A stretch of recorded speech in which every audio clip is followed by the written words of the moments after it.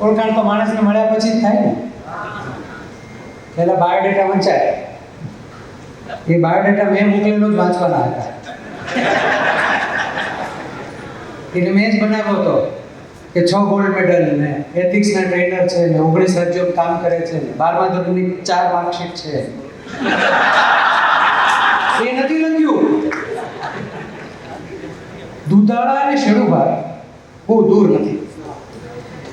એટલે અહીંયા રહસ્યોદ્ઘાટન મને કરવાનું મન થાય, क्योंकि सर ने कहा कि जननी जन्मभूमि, तो दुधाळानी આપણે બધા જે માનીએ છીએ, हम सब मानते हैं कि जमीन में ताकत है. तो જે જમીનમાં જન્મ્યા એ જમીનનું તળ પણ આપણી સાથે હોય. એટલે જેમ આ દુધાળા સાહેબનું એમના વિશે બોલાયું કે દુધાળાથી જન્મ્યા, એટલે મારા દાદા શેડુભાથી જન્મ્યા. એટલે અમને નદી નીચેથી વહેણ મળતી દેખાય. અને કદાચ કોઇન્સિડન્સીસ આર નોટ ઓલવેઝ કોઇન્સિડેન્શિયલ. એટલે જ આ સેશનમાં આ સ્ટેજ શેર કરવાનો મોકો મને એમની સાથે મળ્યો હશે એવું મને સમજાય. 2-3 ઓબ્ઝર્વેશન્સ શેર કરીને શરૂઆત કરવી છે. ब्रोशर में लख्યું હતું કે सूरत से इस कार्यक्रम की शुरुआत करते हैं. सूरतना બહુ બધા નામ છે, હરિતારા નામ છે, હજારની જેમ ડાયમંડ સિટી કે કેટલા બધા જુદા જુદા નામ છે સુરતના. રિક્ષાવાળાને પૂછો તો જુદું કે પાછો. એમ સુરત છે વિશ્વના 10 બેસ્ટ રેઝિલિયન્ટ સિટીમાં પણ છે. અહીંયા જ્યાં સાહેબ બેઠા છે એટલે જલ્દી બેઠા થવાનું વિજ્ઞાન. પ્લેગ આવે જલ્દી બેઠું થાય, ભૂકંપ આવે જલ્દી બેઠું થાય, પૂર આવે ઝડપથી ઊભું થઈ જાય. એટલે આ પ્રજાનો મિજાજ એવો છે કે કોઈ પણ આપત્તિ આવે કે કોઈ પણ મુશ્કેલી આવે તો રેઝિલિયન્સ, અને રેઝિલિયન્સ એક લાઈફ સ્કિલ છે. પછડાટમાંથી, આઘાતમાંથી ફિનિક્સની જેમ બેઠા થવું. માણસ જાતમાં પડેલું છે, પણ 12મા માળેથી આખો પરિવાર કૂદી જાય ત્યાં મારું શિક્ષણ પહોંચ્યું છે. 12 લાખની મહિને પ્રેક્ટિસ કરનારો ગોલ્ડ મેડલિસ્ટ ડોક્ટર ઘરે પંખે લટકી જાય ત્યાં મારું શિક્ષણ કામ કરે છે. આઈ એમ ડેમ શ્યોર કે આ ગ્રુપમાં બેઠા છે એમાંથી પણ 5 થી 7 શિક્ષક અત્યારે કોમ્પિટિટિવ એક્ઝામ્સની તૈયારી કરતા હશે સાઈડમાં. શિક્ષકને સત્તા તરફ જવાનું વલણ ઊભું થયું છે. શિક્ષણ ક્યાં પહોંચ્યું છે? શિક્ષકને એમ થયું છે કે શાળામાં મારો અવાજ નથી, એના કરતાં તો કલેક્ટર સાહેબ ઉતરે છે એમનો અવાજ કેવો સરસ છે, એના કરતાં પહેલાં મામલતદાર ઓર્ડર કરે છે આપણો ચૂંટણીનું કામગીરીનો એનો કેવો પાવર સરસ છે. એટલે કેટલા બધા શિક્ષકો, ગુજરાતના ઓલમોસ્ટ 2 લાખ પ્રાથમિક શિક્ષકો અને થાઉઝન્ડ્સ ઓફ માધ્યમિક શિક્ષકોની યુનિવર્સિટી ટીચર્સ સાથે મારે મળવાનું થાય, કામ કરવાનું થાય. અને હું સિમ્પલ ક્વેશ્ચન પૂછું તો એવું કહે કે હવે કોમ્પિટિટિવ એક્ઝામ્સની હવે મળી જાય છે, તૈયારી કરીએ તો થઈ જાય છે, ઇઝી છે, ક્લાસીસ ખુલ્યા છે. પણ આ પહેલી ટીમ જે બને છે ને એને મને એમ કહેવું છે કે આપણા માટે આ રેઝિલિયન્સનો મુદ્દો છે, આ ચેલેન્જ છે કે એક શિક્ષકને પોતાનું કવન, પોતાની જાત, પોતાનું કર્મ બદલવાનું મન થઈ જાય તો ક્યાંક યુ ટર્ન આપણે બધાએ જોવો પડશે. અને એટલે અહીંયાથી બહુ મજાથી વાત થઈ અને ડૉક્ટર એપીજે અબ્દુલ કલામ સાહેબને યાદ કરાયા ને. ક્વેશ્ચન તમે પૂછો એના પહેલાં મને પૂછવા છે. અહીં બેઠેલા તમામ લોકો પોતાના માઇન્ડ પર યાદ કરે કે આપણે સ્કૂલથી લઈને ભણતા આવ્યા છીએ. ભારત વર્ષમાં જેટલા પણ રાષ્ટ્રપતિ મહોદય કે મહોદયા આવ્યા, જે મહામહિમ રાષ્ટ્રપતિ પધાર્યા, એમાંથી આપણને કોઈ પૂછે કે હુ ઇઝ યોર ફેવરિટ,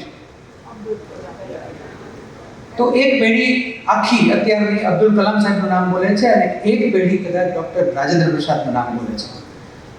હું બંને પેઢીને પૂછું છું, વચેટીઓ છું. ઓલ આર લિજન્ડ્સ, પણ આ 2 નામ સૌથી ઉપર સપાટીમાં આવે. એશિયા કપ ભલે હારી ગયા, ક્રિકેટ આપણે બહુ નસનસમાં વહે છે અને આપણો દેશ ક્રિકેટનો દેશ છે, બહુ બધું સાંભળીએ. સાહેબે ટાઈમની વાત કરીએ, ટાઈમ સાથે ક્રિકેટને પણ જોડી શકાય એવી ઘટના છે. પણ ક્રિકેટ ટીમના પણ ભારતમાં કેટલા બધા કેપ્ટન્સ આવ્યા. Who is your favourite? Mahi, MSD, Dhoni, why, કેટલા બધા સરસ કેપ્ટન આવ્યા. વિનુ માંકડથી શરૂ કરીને તમે કપિલ દેવથી લઈને સચિન તેંડુલકર ક્યાં ખરાબ કેપ્ટન હતા, દ્રવિડ ક્યાં, કોહલી ક્યાં ખરાબ કેપ્ટન છે, અદ્ભુત ખેલાડી છે. પણ બે શબ્દ આપણે બધા પકડીએ શિક્ષણના માણસો. One is competence and another is character. Both prowess together. અહીંયા જા સાહેબ બેઠા છે, અહીંયા આદરણીય જસ્ટિસ મહોદય સાહેબ બેઠા છે. હું જ્યુડિશિયરી બ્યુરોક્રેસી સાથે મારી શિક્ષકત્વની રાજીનામું મૂક્યા પછી ઈશ્વરે મારા માટે એવી રચના મૂકી કે હું એથિક્સ ભણાવવા જાઉં છું ત્યાં, અને મારે બ્યુરોક્રેસી સાથે કામ કરવાનું આવ્યું 19 રાજ્યોમાં. તો મને બહુ મજા પડે છે. અને જ્યાં સાહેબ તો અમારા ગાંધીનગરના છે, તો હું એમના વિશે એટલે કહી શકું કે એમને મળીએ ને તો મને માણસને મળ્યાનું મન થાય, અધિકારીને મળે જેવું નહીં લાગે.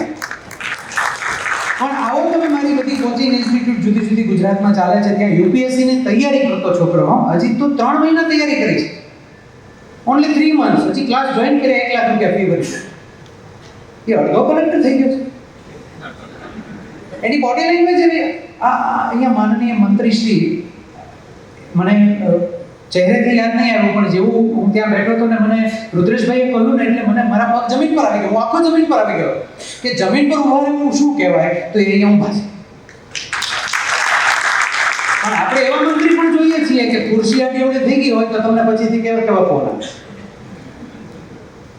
તમારી સંસ્થાને ધ્યાનમાં રાખવામાં આવે. કોમ્પિટન્સ એન્ડ કેરેક્ટર, આ બંને જગ્યાએ જ્યારે કામ થાય ત્યારે જીવન કૌશલ્યનું ઉદ્ભવ થાય. અને એટલે મને બહુ સિમ્પલી, કારણ કે પેરેન્ટની પણ અહીંયા વાત થવાની, શિક્ષક આપણે છીએ, અને શિક્ષકમાં ચલો બાળપણમાં રમત રમ્યા છો ને, પેલી ચકલી ઉડે ફર રમ્યા છો ને, હા કે ના? ચલો આટલા લોકો રમ્યા છે તો મૂકો ખુરશીના હાથા ઉપર આંગળી.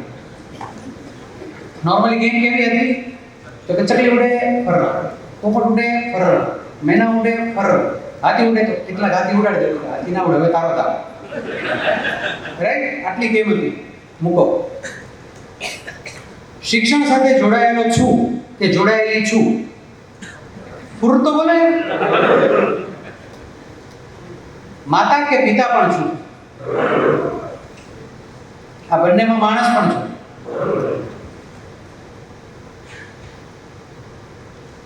પંદર થી 20 વર્ષની વચ્ચે સ્મશાનમાં જવાનું થયું હતું. ઓછા હાથ થઈ ગયા હોય એકદમ.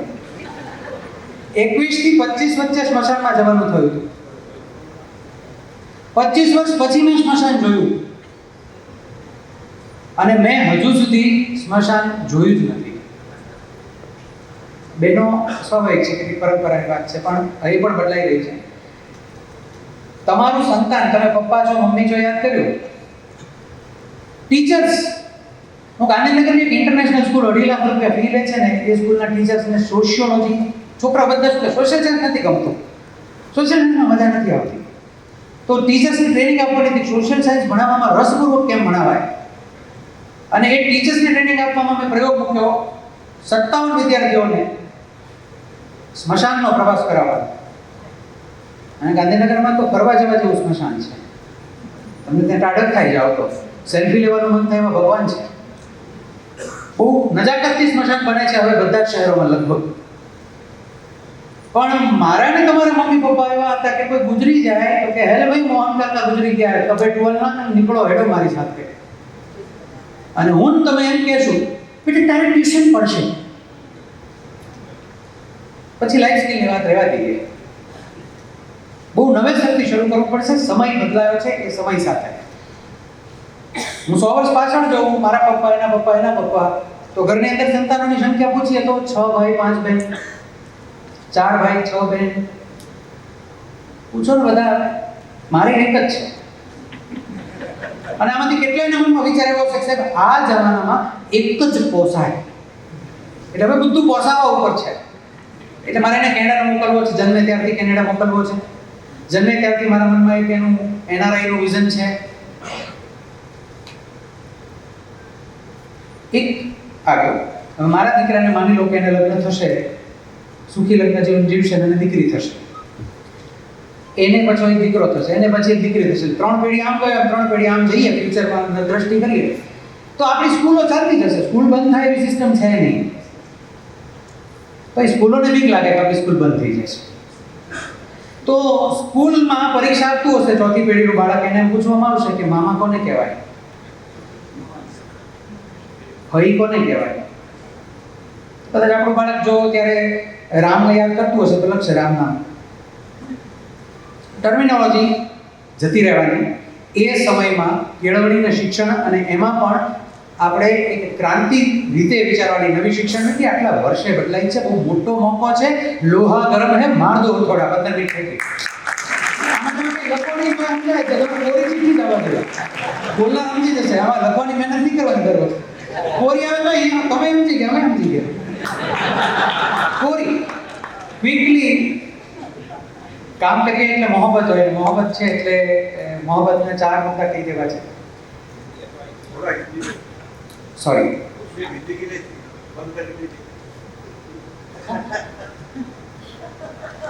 नहीं, यूनिटी वाइब्रोज निकली जाए शायद स्कूल में तो उठबेस नहीं करिए, चिट्ठी वापस दिया जाए. 15 मिनट तो अभी बाकी है मेरे दोस्त, यार पाछड़ करो थोड़ी. टर्मिनोलॉजी मामा फूफी सारी टर्मिनोलॉजी खत्म हो जाएगी, मैं बोल रहा था. और नेक्स्ट मुझे जो कहना है, टीचर्स के बच्चे जो स्कूल में पढ़ाते हैं उनके बच्चे पढ़ने के लिए ज्यादा टॉर्चर्ड है. This is my sharp observation. Homework किया कि नहीं, 3 घंटा तो पढ़ना ही चाहिए, तुम्हें ये बनना है, तुम ये करो. टीचर्स के बच्चे खुद के ज्यादा टॉर्चर्ड है और टीचर्स ट्रेनिंग में जाते हैं कि बच्चों को प्यार से पढ़ाना चाहिए, बच्चों के साथ दिल से काम करना चाहिए. उनके खुद के बच्चे सोच रहे हैं कि फांसी लगा ले. तो शुरुआत खुद से, जो सर ने कहा कि शुरुआत तो हमारा थी, शुरुआत तो खुद से. तो मुझे भी लगा कि मैं गवर्नमेंट में अच्छे सा काम कर रहा था, लेकिन 40% फ्रस्ट्रेशन लेके रोज घर जाता था, एनर्जी डाउन रहती थी. तो मैंने रेजिग्नेशन लिख के दे दिया. सिस्टम बड़ी अच्छी है, 2011 में दिया, 2019 में अप्रूव किया. अच्छे थे ऑफिसर्स, वापस बुलाने के लिए निगोशिएशंस चले. मैडम आने वाली है दोपहर को, जिन्होंने रिफ्यूज ऐसा लिखा था, आ गए हैं मैडम, रिफ्यूज लिखा था. लेकिन मैं थैंक यू बोलना चाहूँगा. और अड़िया साहब ने पूछा कि क्यों जाना चाहते हो, तो मैंने ये बोल दिया था कि फाइल में से लाइफ में जाना है. क्योंकि अब मेरी क्लासरूम बहुत बड़ी है, तो वो बड़ी क्लासरूम में सोसाइटी भी है. बस्तर में जाके भी मैं अभी नक्सलाइट एरिया से युवाओं के साथ मैं 6 दिन काम करके आया, जो मैं कभी उसमें नहीं रह पाता. मुझे ये कहना है कि जो क्लासरूम मिला है उसमें जो दायरे बांध के दिए हैं टीचर्स को, यहाँ पे जो सिस्टम के लोग बैठे हैं, मेरा उनसे रिक्वेस्ट है कि टीचर्स की वो जंजीरें थोड़ी हटा के देखिए. आप जो लाइफस्टाइल चाहते हैं वो लाइफस्टाइल वो आपको ला के देंगे बच्चों के अंदर का, लेकिन आपने उनको एकम कसौटी में जो बांध रखा है. ये ताली मेरी नहीं है, ये ताली आपकी खुद की है, मैं जानता हूँ. तो आ आवाज उठावવાનું જનોને જવાબ ક્યાંથી આવ્યો, હિંમત ક્યાંથી આવી? तो मैंने 3-4 मुद्दा फटाफट कहवा है. बीइंग ए पेरेंट एक प्रैक्टिस बड़े अच्छे से की थी, बहुत सारे पेरेंट्स को सिखा रहे हैं. जैसे ही बच्चे का स्टैंडर्ड चेंज हो रहा है, हम नई किताबें खरीद के लाते हैं, सिलेबस. एक बार पेरेंट्स संडे के दिन 2 घंटा बैठ जाए, सारे पेजेस को घुमा के देख ले कि कौन कौन सी चीज़ें हैं इस बार सिलेबस में, जो आपको अच्छा लगे, जो ठीक लगे. आप जो भी पढ़े हो, कोई डिग्री की उसमें इंपॉर्टेंस नहीं है, आपने देख लिया. तो मुझे पता चला कि इसमें भीमबेटका है. भोपाल से 60 किलोमीटर दूर एक भीमबेटका यूनेस्को हेरिटेज साइट है, जहाँ पे भीम बैठे थे ऐसा करके. तो उसको पढ़ने में आया है भीमबेटका. तो मैं एमपी पुलिस की ट्रेनिंग के लिए गया. मैंने 1 हफ्ते का टूर का प्लान बनाया. ट्रेनिंग के बाद फैमिली को बुलाया, भीमबेटका गए. गुजराती लोग घूमने बहुत जाते हैं, लेकिन गाइड कभी नहीं करते. ये अजंता इलाका 2 घंटे में देख लो. तो बच्चे को गाइड दे दिया, ऑडियो गाइड दिया, गाइड भी किया. 6.5 घंटे भीमबेटका, जहाँ से 15 मिनट में लोग निकल जाते हैं, 6.5 घंटे भीमबेटका में रहे.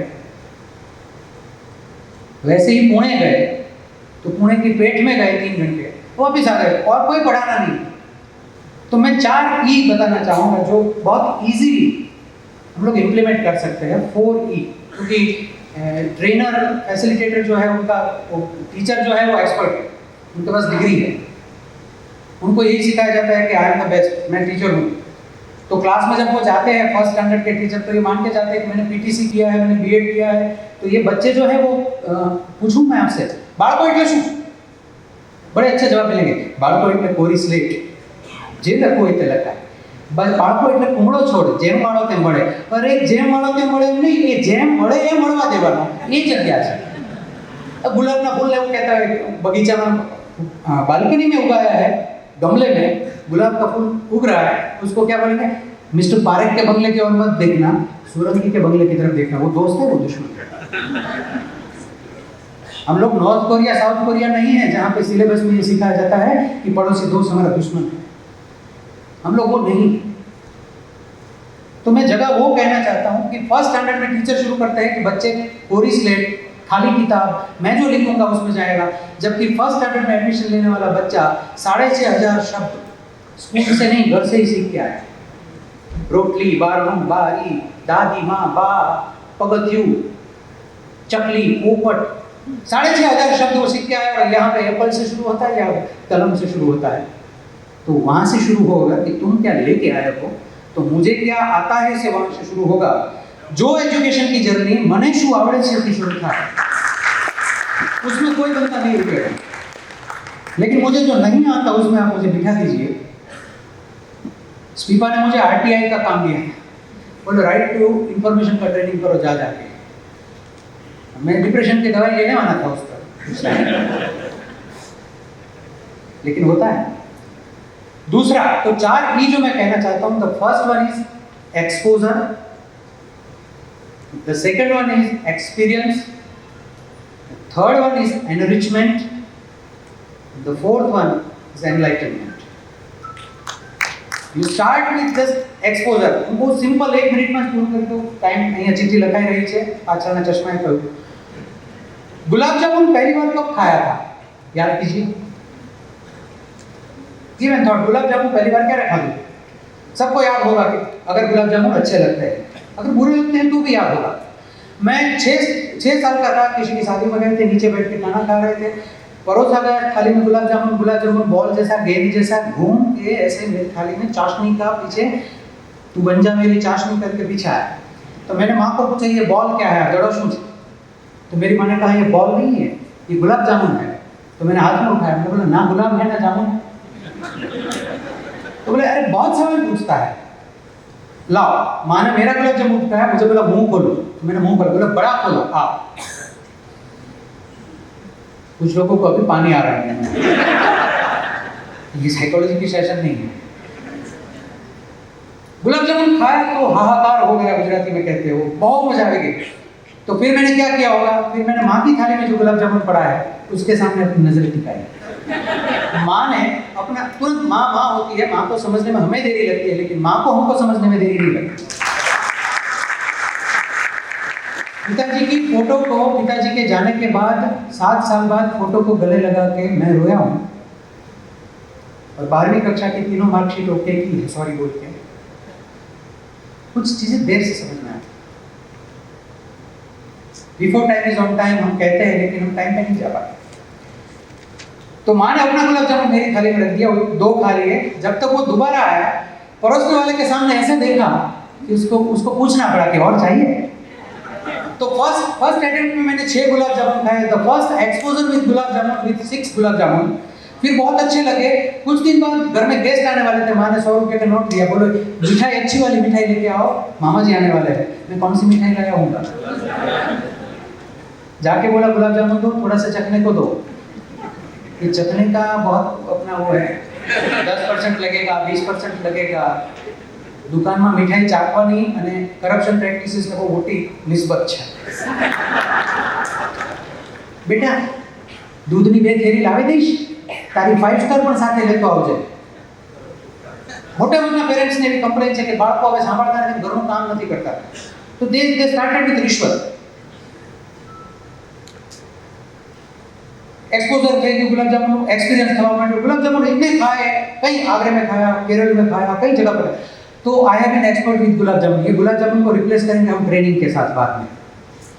तो मैं गुलाब जामुन में एक्सपर्ट हो गया। रात को आप मुझे ऐसे चिमटी काट के पूछे कि गुलाब जामुन क्या होता है, तो मैं पूरा जो गूगल डेटा देता है वो डेटा मैं आपको दे सकता हूँ रात को 2:30 बजे। I have been enriched with knowledge, skills and attitude of gulab जामुन।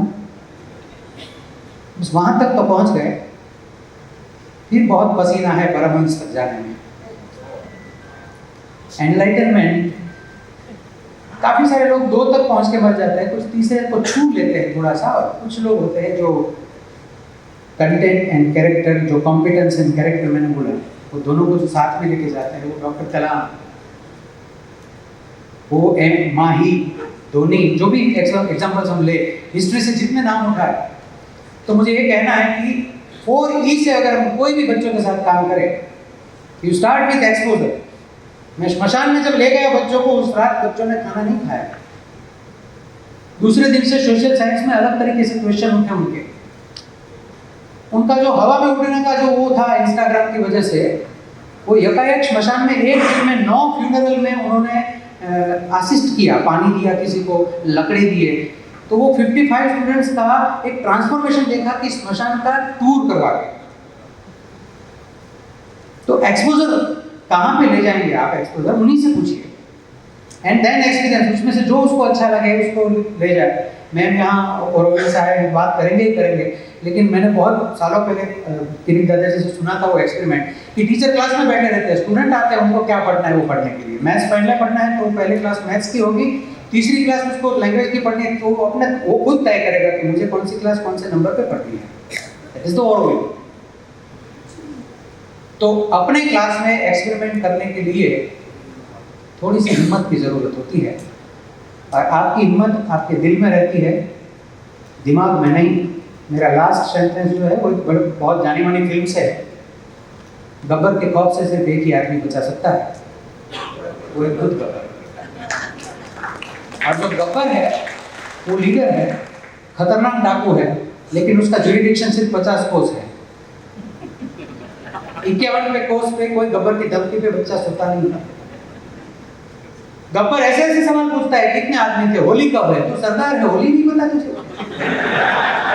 कितना होली है, तू सरदार है, तुझे नहीं पता कितना होली है, तू कैप्टन है, तू बता, कौन सी चक्की का आटा खिलाते हैं रे। रामगढ़ आपने अपने कैरियर में 6 बार लूटा, 6 बार लूटा, उसी चक्की से आटा रोज रोटी यहाँ बनती है, आपको चक्की वाले का नाम नहीं पता। कितना इनाम रखे हैं सरकारों पर। મારા મિત્રો મળે તો પૂછે, Deepak you are putting weight on and on, હું કહું ના ના, તો 2 કિલો ઘટ્યું છે, મારા ઉપર એના મને જ નથી ખબર। ગબ્બર ઇઝ માય નાલાયક બુદ્ધિ સવાલ ही उठाएगी, बेतुके सवाल, and heart is my samba, always gives answers, no questions. केळवणी एज्युकेशन दिलનો મામલો છે, દિમાગનો છે। दिमाग में जितना दिमाग जाएगा उतना इवोल्यूशन बढ़ेगा, उसमें जितना दिमाग जाएगा उतना पास फेल वाला स्ट्रक्चर बनेगा, उसमें जितना दिमाग जाएगा उसमें 35 आता है तो तुम चल जाओगे, 65 नहीं आए तो चलेगा वाला चलेगा। लेकिन 100% बनने का विज्ञान जहाँ से शुरू होता है कि जब मैं सीखना सीख लेता हूँ, जब मुझे सीखना आ जाए तो सिखाने की कहाँ ज़रूरत है।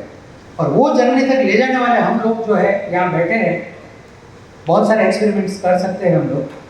तो इसी बात से मैं आप सबके गब्बर को याद दिलाना चाहूँगा कि गब्बर का नहीं, अभी सांबा को एक्टिवेट करने का ज़रूरत है।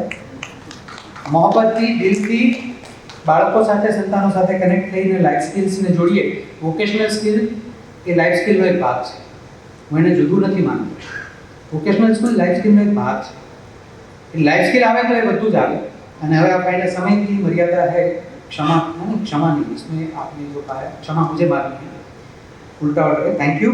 और गब्बर अगर पुराना पड़ रहा है कुछ नए काले बाल वाले लोगों को, तो मैं ये कहना चाहूँगा, सुल्तान को एक ही आदमी हरा सके है, सिर्फ सुल्तान। મારા ક્લાસના એફર્ટ્સ ત્યારે જ ફેલ જશે જ્યારે હું ઇનિશિયેટિવ્સમાં નહીં હોઉં, ત્યાં સુધી કોઈ સંભાવના નથી। થેન્ક યુ, આ તક મળી અને આ વાત કરવાનો મોકો મળ્યો અને અહીંથી બોલવાનો મોકો મળ્યો એ બદલ શિક્ષા સંગમ સમર્થ, જે નામમાં જ સમર્થ છે એ ટ્રસ્ટનો આભાર, આપ મહાનુભાવોનો આભાર કે આપે આ નાનકડા માણસને સાંભળ્યો। Thank you.